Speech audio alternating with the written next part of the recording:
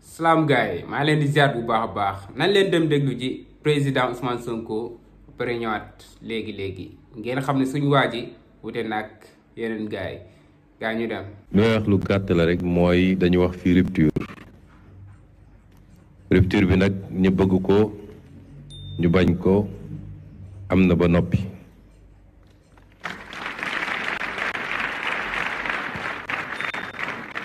te luy jëm kanam rek la. parce que ñun ni ñu defee politique ba egg si fii ni mu wuuteeg li ñu xamee woon noonu la ñuy wuutee ci ni ñu yoree réew mi. am na ci élément rupture yoo xam ne li ñu def ci ndigalu président de la république mooy càmbar caytu lañu fekk ci réew mi. loolu ci boppam mën na bañ a doon rupture donte nag defe naa guléet ñu def ko te boobu jamono ay texte ñoo ko santaane woon waaye li gën a firndeel rupture bi mooy gannaaw bi ñu ko defee ba gis li ñu gis mu doon loo xam ne jàpp naa ni li ëpp ci ñiy wootewu ci politique bu doon ñoom dañuy gaaw làq ko ndax conséquences yi ci mën a am. ñu ne dañuy def exercice de vérité jàkkaarloog askan wi de leen lii lañ fi fekk jàkkaarloog suñuy nawle di suñuy partenaire ne lii lañ fi fekk loolu ku ko mënul inscrire ci acte de yi gën a rëy ci acte rupture da ngaa bañ a gis rupture. mais li tax loolu war a am te ñu koy saxal Eliman wax na ko léegi. mooy ñun lii ñuy liggéey ni ak li ñu présenté du président Bassirou Diomaye Faye moo koy porté de du premier ministre Ousmane Sonko moo koy porté mais askan wi la ñu bëgg mu porté ko askan wi ndax su ko askan wi porté wul rek mënoo am benn chance de succès mooy quelques bureaucrates yuy tëju am seen documenté waaye boo génnee ci askan wi laaj leen dañ naan ñun xamuñu lu xew. consultant bi day wax souvent ni boo demee Malaisie wàcc aéroport jël taxi boo laajee taximan bi ci Plaw Mahathir na la ci wax lu bëri mais boo ñëwee Sénégal waxuma la nga wàcc jël taxi waaye dugal ci bureau yi ñuy ne intellectuel lañ nga laaj leen plan bi fi newoon balaa ñuy ñëw mën nañu ci génneel ñaar wala ñetti aspect. kon kan nga planifier parce que on planifie pour le peuple te peuple bi moo ko war a porter moo tax ñuy dalal xel ni lii premier acte kese la président de la République dafa joxe ndigal ni rapport bi ñuy tiré nañ ci bind provisoire loolu la joxe comme ndigal ñu bàyyi diir bu gàtt ba xam ndax dina am des remontées ay input yoo xam ne mën na enrichir document bi loolu bokkul ak panel yeeg séminaire yeeg porte à porte yeeg yi nga xam ne dañ ko war a def pour nit ñi gën a xam fan la ñu fekk Sénégal ak fan lañ ko bëgg a yóbbu en 2050 donc la démarche elle a été inclusive déjà, mais elle va l'être jusqu'au bout. Étant entendu nag ni en démocratie bu ñu fàtte mukk ni acteur politique day ñëw ak profession de foi ñëw ne askan wi lii laa leen proposé wóoru leen ma ngeen jox ma déroulé ko. Donc ce sera fondamentalement l'expression et la transcription de la vision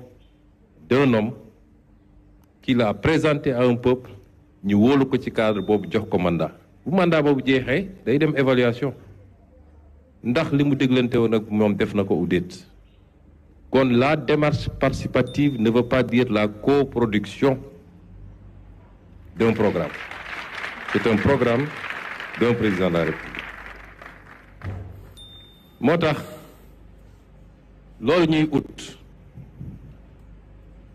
loolu ñuy ut moo tax il faut ñu am un consensus national fort teewul les idées vont s'exprimer, les antagonismes, opposition dina am, pouvoir dina am, syndicat dina am. loolu sax da nga may jox occasion ma leeral dara ndax Sénégal dafa bëri dafa am ñoo xam ne dañuy bëgg a seppi dara ci contexte am yóbbu ko fu mu yeggul. su ñu nee vision 2050 tekkiwul dañ ne Sénégalais yi toog leen di muñ ba 2050 loolu tam il faut mu leer ndax gars yi loolu la ñuy génn di wax nee na ñu ngi na ngeen muñ ba 2050 déedéet nun dañoo bëgg étage immeuble 10 étages waaye nag jàpp nañ ni weer wu ne wala ñetti weer yu ne mën na am benn étage pare donc mais 2050 10 étages yi dina mat loolu moo andi vision 2050 mais ñu teg ko génne leen déjà juróomi at yi jiitu lan lañ ci fas yéene def te ku ko gis xam ni lu ambitieux la kon yu mel noonu jar naa leeral xam nañu fi ngeen di waxee bu. jaajëf gaay bu leen fàtte di abonné di like vidéo bi di partager ginnaaw bi ngeen dégloo président Ousmane Sonko ba pare sama gaay loo leen wax comme ni ma ko waxee rek ci début bi suñu waa ji dafa wuteeg gaay yi quoi Sonko dafa wuteeg gaay yi moo tax képp koo xam ne yaa ngi taxaw naan da ngay sonkoonlu yaa ngi nax sa bopp ndax waa ji nii man gis ko rek day féexal sama xol quoi gis ko rek daf may neex billaay wallaay man su ma sañoon Ousmane Sonko chaque jour mu génn wax ak nit ñi chaque jour mu def conférence de presse wax ak nit ñi quoi même bu waxul ak ñun sax na génn quoi gars yi gis ko mu duggaat ci rukkam dellu si liggéeyam ndax bu gëjee wax une semaine rek non gars yi dañ koy namm torop man moom su may dégg ay problème rek man damay kontaan barki yàlla moo tax suñu waa ji wute nag gars yi trop li mu wax nag dafa am solo nee na ni mu wute woon ak gars yi ni ñuy gisee ci doxalinu réew mi bi mu nekkee ci opposition bi ba tey jii nii noonu la wutee ak gars yi bi nga xam ne moom ci pouvoir bi nee na ñoom dañuy doxalee réew mi pour réew mi mën a avancer du bokk ak gars yi ni ñu doon doxalee réew mi pour réew mi dellu ginnaaw quoi man maa ko waxee noonu ñoom dañ doon doxal quoi pour réew mi gën a dellu ginnaaw ñii dañoo ñëw di doxal pour réew mi gën a avancer lii nag lañ doon xaar quoi ci politiciens yi ñuy génn di wax ak ñun quoi dañu wax situation dëkk bi fan la toll économie dëkk bi fan la toll mais lii lañ doon xaar man am na ñoo xam ne Sénégal yi man damaa xamul lan lañ bëgg ñoom damaa comprendre quoi comprendre ma leen yenn journalistes yi yenn chroniqueurs yi buñ génnee ci télé yi ñoom xam nañ ne Sonko lu baax rek la yéene réew mi xam nañ ne Sonko lu baax rek la bëgg ci réew mi mais lu tax ñoom saa yu génnee ñu ne Ousmane Sonko dafa bëgg a dugal Sénégal ci góor Ousmane Sonko dafa bëgg a yàq réew mi ñu naan Ousmane Sonko bëggul réew mi ak li Sonko daj yépp ngir bëgg réew mi ak liñ ko teg yépp mosul wari mosul xaat yi jàpp rek bañ a bàyyi ba egsi fii nii tey mu egsi am ñu ñàkk jom ñoo xam ne dañuy génn naan ñii bëgguñu réew mi non man comprendre ma ñooñu laa comprendre quoi mais jegem yàlla moo ngi ànd ak Sonko ba léegi rek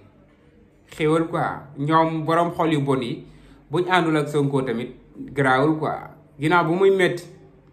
yàlla Sonko la àndal bu muy neex yàlla Sonko la àndal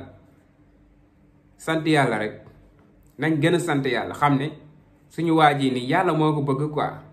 xam ne suñu waa ji nii yàlla moo ko fi teg loolu mooy li am quoi pour lan ñu koy jéem a diaboliser chaque jour di ko jéem a jaxase kër kilifa diine yi di ko jéem a jaxase Sénégal yi pourtant li ngeen di wax noonu yëpp man damay dem ba yaakaar ne ñaari Sénégal dafa am quoi wala ñaari jeunesse dafa am ñu naan jeunesse yi bàyyi nañ Sonko Sénégal yi weddi nañ Sonko yooyu Sénégal yooyu noonu ci ban dëkk lañ nekk wala jeunesse boobu noonu ngeen di wax ci ban dëkk lañ nekk ñoom du fii de du fii Sénégal de fi ma nekk fii Sénégal non ba tey jii nii lañ gën a bëgg Sonko naka ngay àndeek nit di xeex ba am ndam nga bàyyi ko quoi comme Karim Gueye moom mënuma ko comprendre xanaa journaliste yi ak yenn chroniqueur dañoo jàpp ne ñëpp comme Karim Gueye lañ mel. yow daal bëggoo dara quoi yow daal da ngay xeex ba mu neex la nga génn ci xeex boobu noonu ne li ma doon xeex baaxul damay dem xeexiwaat leneen da ngay xeex bu am ndam wëlbatiku di xeex ñi nga àndoon di xeexal bu am ndam loolu la Abdou Karim Gueye di def te yenn journalistes yi yenn chroniqueurs yi loolu lañ jàpp ne nit ñi noonu lañ mel quoi. sama gars yi bu yóbboo ngeen neewal seen bopp bu yóbboo ngeen noppalu xam ne tey lañ gën a bëgg Sonko tey lañ gën a jàpp Sonko tey lañ gën a wóolu Sonko loolu moom bu yebee mu la seen nopp bu baax a baax ñu nag Ousmane Sonko bu faw quoi bu àdduna tukki loolu moom dafa leer. gars yi bëggee naa leen bu baax a baax abonné leen di like di partager jaajëf sama gars yi